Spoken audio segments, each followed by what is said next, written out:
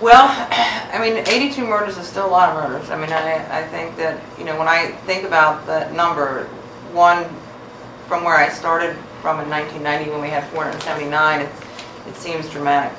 I've been pushing, I've said since '07, our tipping point is less than 100 and we can do it. But I still think about 82 families who've lost somebody. So it's certainly not, it's not victory, but it feels like a good milestone for us. I think that we've passed the tipping point. We're in the right direction. And I look at, the most important thing is in the homicides that we do have, how many children are involved in these homicides. In 2008, we had 20 victims of homicide that were under the age of 18. This year, there's been 3.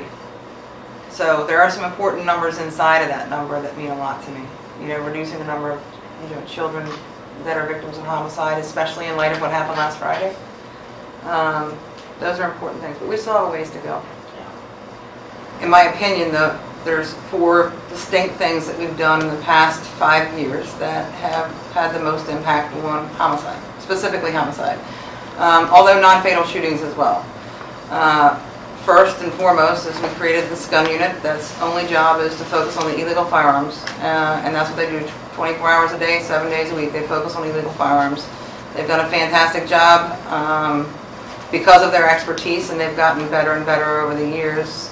They're very successful all the way through prosecution of these cases, and that has sent a real message that if you're caught with an illegal firearm, the penalties are going to be pretty significant. I think that has helped quite a bit because we've seen a real shift away from firearms. I'll talk about that a little bit later on. A shift away from homicides and firearms and homicides even.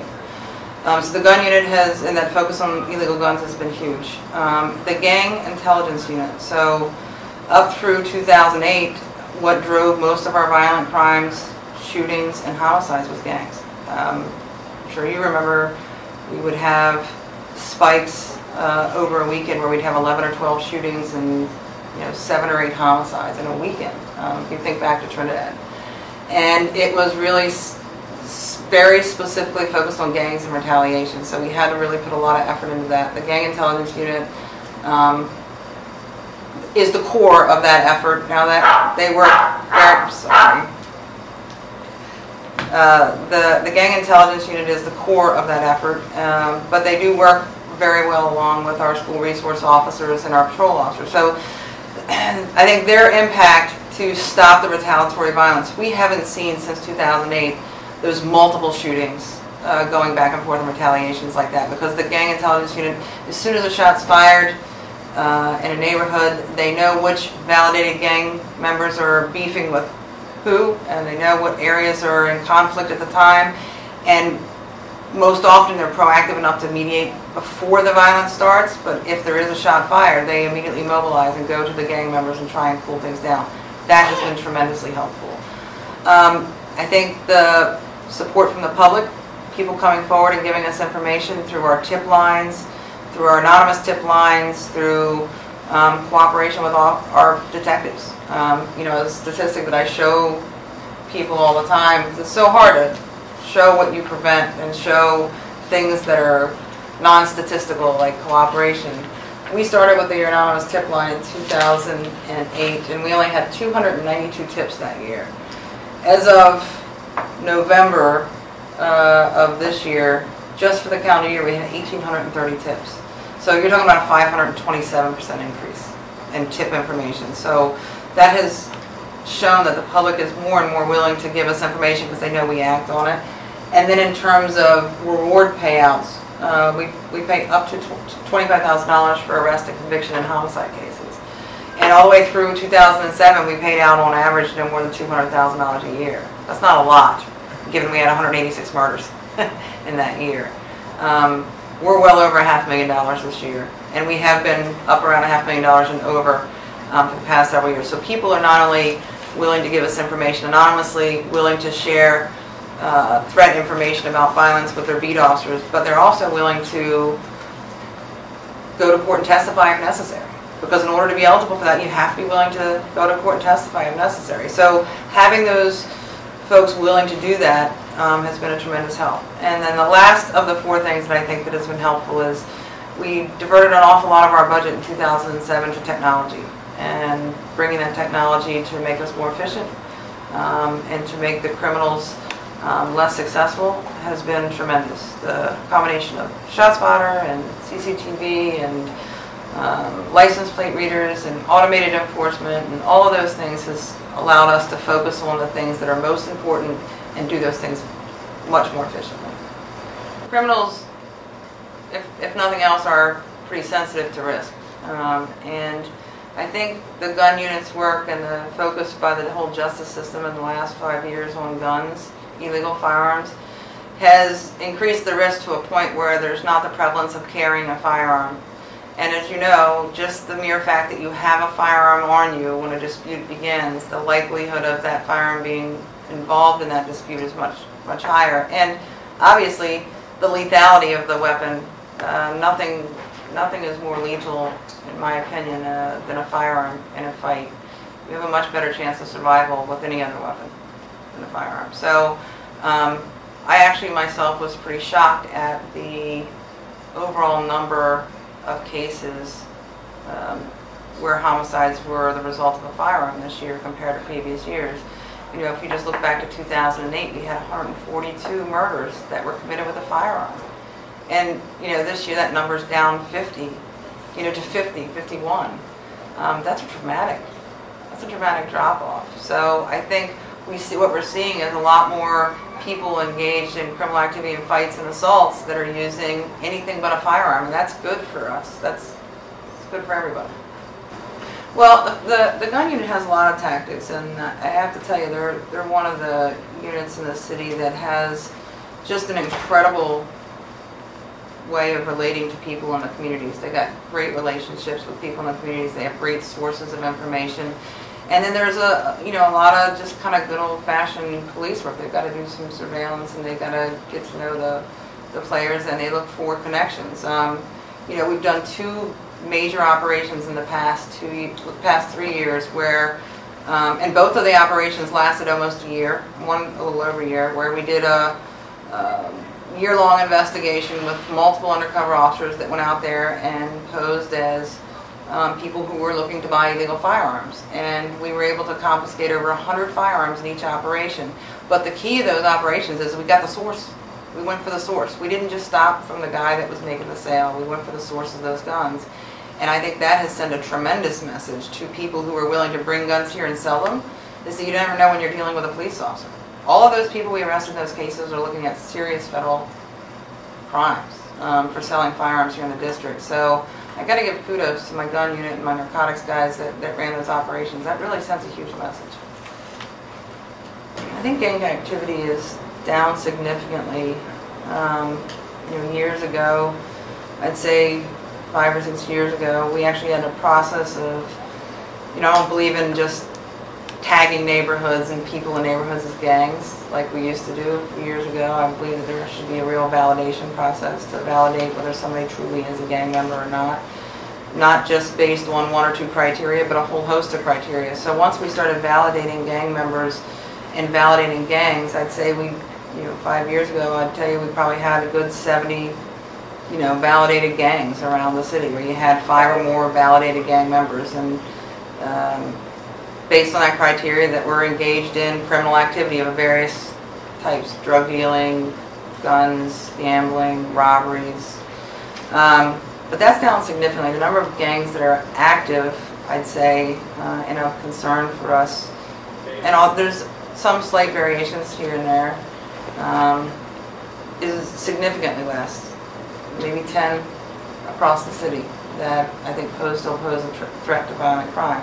There's also been a shift in the type of activity that gang members are engaging in. A lot less gun crimes, a lot less violence against each other, and just more criminal activity. The more criminal activity is not good, but the less violence is. So we're seeing less of the gang members carrying firearms, which means when there is a tension between gangs, we see fights and maybe some stabbings, but a lot less shootings. So the lethality of those beefs is not where we want to be, but it's a significant milestone. Again, it's better than the shootout. Gang members, first and foremost, they have to be involved in some sort of criminal enterprise. So there's got to be crime. I mean, you can wear colors and have your name of your gang tattooed to your face, but if you're not committing crime, you're not in the gang. I mean, there's a criminal element to this. So the gangs that we see around the city are engaged in different types of crimes, criminal enterprise, but that's one thing that is a required criteria to be part of a gang, is that you have to be involved in a criminal enterprise. So there is a variety of things that we use to validate a gang member. Some are self-admitted. I mean, there are a lot of gang members who have their gang tattooed on them, and they'll tell you they're a valid member of MS-13. MS-13 being one of the ones that really typically has no problem admitting being part of a gang. Organizing in that gang around criminal activity and participating in that criminal activity. So there's 4 or 5 different things that we look at, but most of which I think are things that, I know one of the things you're asking about is, how can parents look out for trying to keep their kids out of gangs. And what I see with the gangs that we do have, and what I hear from the parents of those gang members, is that it starts with a marked shift in friends that they hang out with, a marked shift in behavior and secrecy and patterns of what your child normally does. Oftentimes there is clothing that they identify by, whether it be colors or names. And tattoos are also, not all gang members do tattoos, but a lot of them do. So I think those are the things that most parents, while paying attention, are the things they pick up on right off the bat. Let me see. One of the other thing I would add, because I'm hoping there are family members and parents that will see this, is that if your kids are coming home with expensive clothing and shoes and electronics that you're not sure how they're getting the money for those things, that's another sign that you should be checking into what they're up to. We've put an awful lot of effort and a lot of focus on keeping our kids under the age of 18 out of trouble and certainly out of harm's way. That's been one of our posts, to try and reduce the number of children that are victims of homicide. Over the summer, we have a lot of support from the D.C. Police Foundation. We go to them and say there's a lot of programs, positive programs, that we would like to focus on over the summer. That's when kids are most vulnerable, because they're out of school, they're out later in the evenings, and so that's when they're most vulnerable. So over the summer, we engage about 6,000 kids, and through the D.C. Police Foundation, we have very positive mentoring programs. We're doing college tours, and we're taking students take a STARS program of students taking a different route to success. So they, teenage girls and boys. And through the funding through the D.C. Police Foundation, we're able to take these kids during the summer and engage them in positive activities that does 2 things. One, it builds a relationship with the police, so they know we're not the enemy. We're here to help and make sure that they're safe. And 2, it gives them a chance to envision that they can go to college, that they can accomplish other things, and they get to see something positive in their life, and hopefully their experiences with a lot of our corporate sponsors that work with the foundation, they get opportunities to meet some people that will help them along the way. So I think that's helped us tremendously. We haven't seen the large number of kids involved in shootings over the summers, because we're engaging them as many as we can in these programs.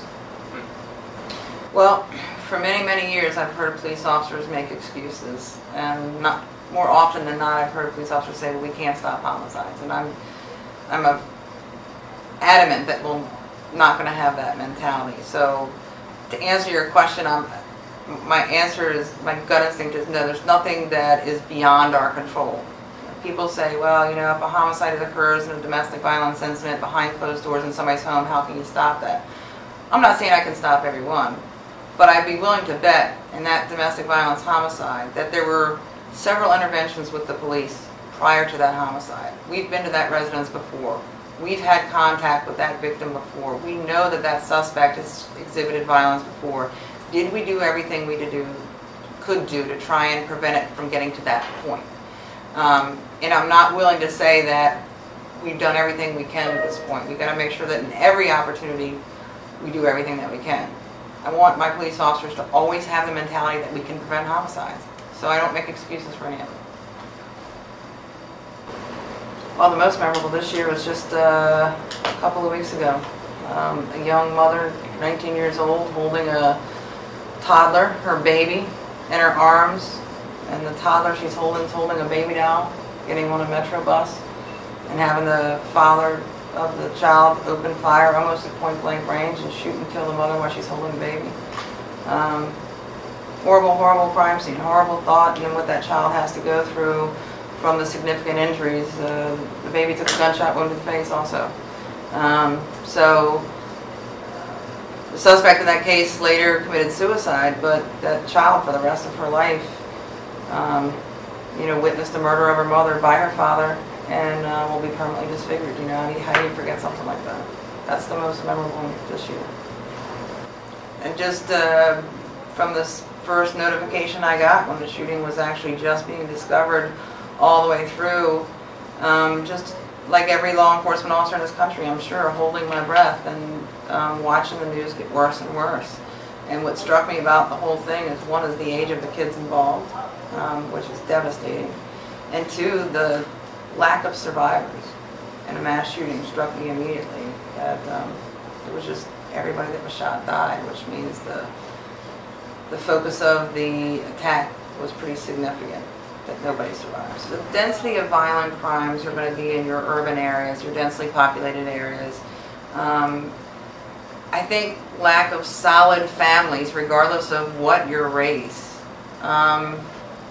puts families at risk for violence. And so whether it's victim or suspect, I think the loss of family structure, period, has been part of the problem. It's just more pronounced in major cities because of the density of the population. So disproportionately the race that's impacted is African American. But it's not like the same thing doesn't happen in rural areas and white families where the family structure isn't there either.